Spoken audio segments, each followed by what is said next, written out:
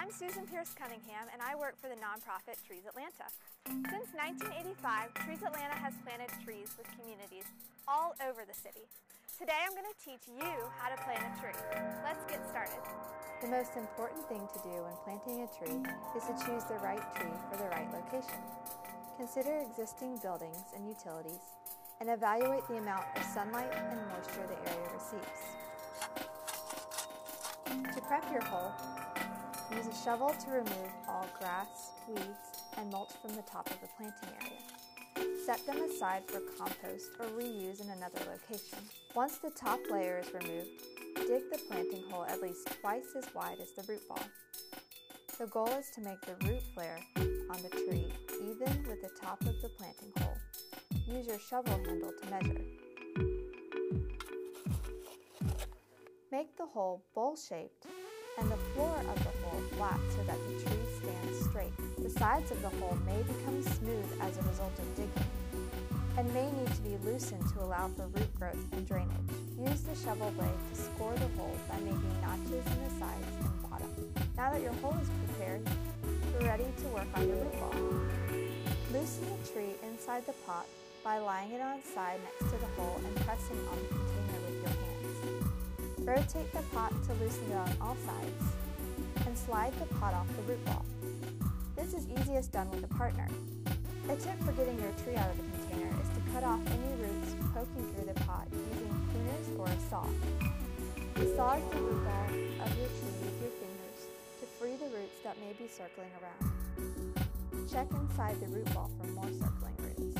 It may be necessary to cut some roots so that they don't girdle the tree. Ta-da! Once your tree root ball is prepared, check to make sure that the hole is the right size. Carefully place your tree in the planting hole, lifting underneath the root ball. You can lay your shovel across the hole to make sure that your root flare matches up with the top of the hole. Some soil that was in the tree's roots may have become dislodged while you massage the root ball. So if the tree is now shorter than the hole, just backfill a little dirt underneath it. Make sure the tree is the right height and is perpendicular to the ground.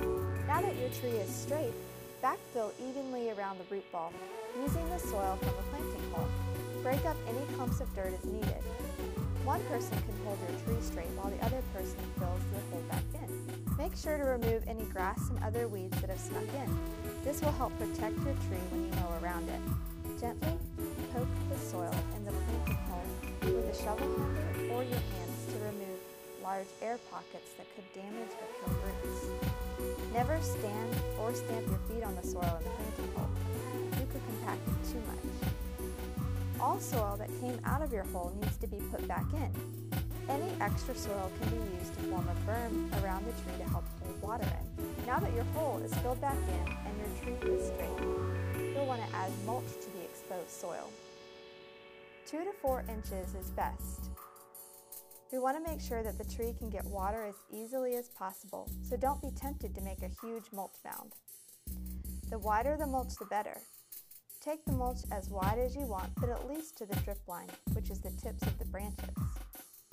Don't pile the mulch up around the trunk. Make sure you can still see the root flare. Now it's time to water your tree. Pour it on slowly and let it soak in. Do not pack or stamp wet soil, as compaction of soil air spaces may result. Now that the tree has been planted, Trees Atlanta recommends that you give it 10 gallons per caliper inch at least once a week. Great job today, Bethany. Thanks for your help. And now you have a well-planted tree that will benefit your family and the community for years to come. Tree planting is easy and fun, and if you'd like to volunteer with us, please go to treesatlanta.org/volunteer to sign up for one of our tree projects. We're always up to something every Saturday of the year from 9 a.m. to noon. Volunteers are the bedrock of our organization, and we can't wait to plant your